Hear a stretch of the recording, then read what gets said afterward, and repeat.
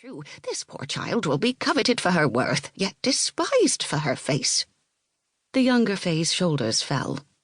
"Oh dear," she said. "Oh dear. Yes, I see." Dismayed, she blinked at the moonlit crib, and the silence as she contemplated her folly grew deep. From the doorway in the same room, neither my mother nor her maid dared reveal themselves, and now my mother worried her soft hands whilst the maid held her by the shoulders, desperate to keep her mistress from the room. "Fret not," said the elder Fae as they watched.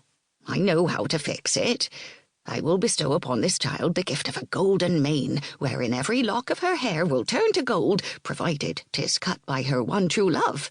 This is how she will know." "Indeed, this is how she'll know," echoed the younger, whereupon the elder bent to touch a finger to a wisp of yellow hair, and for an instant the golden locks blazed like the sun's rays. Only it was then, in that instant, the elder creature caught my mother's mortal scent, and now she turned to address her timid audience. "I see you, mistress of Dumnonia," she said, standing tall. And this was not very at all, because although she was really quite tall for a Fae, she was actually quite small. The beauty of her was astounding, her skin translucent with stardust, and eyes that radiated with the light of two suns. "We come in peace, though with foreboding," said the elder. "The doom of our kind was foretold, but fell upon deaf ears. Still it came to pass, and now you too will face the twilight, and your daughter is the hope of all kind. Heed my words, mistress. You must unite the drag banners to stem the red tide." "Romans!" hissed the younger, with a tremble in her lips, and this single word filled the room with a bone-deep chill that caused both mortal women to clasp their breasts with wary arms. "Is that my child in the crib?" asked my mother, not comprehending a word of the fairies' cross-talk, only fearing to the depths of her soul that they'd left her with a changeling. Both creatures smiled then, revealing sharp, savage grins. "Child of your womb," crooned the elder. "Child of the ether," said the younger, before both vanished like frost from moist lips. So there I lay, in my cradle, in a room silvered by moonlight, with a nursemaid and mother now uncertain of my humanity.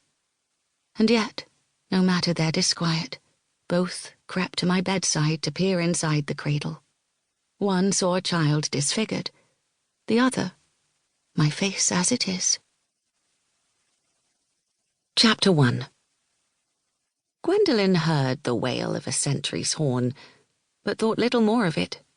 Rolling onto her back, she yawned, then stretched, basking like a cat beneath a warm swathe of morning light that spilled in through her high window.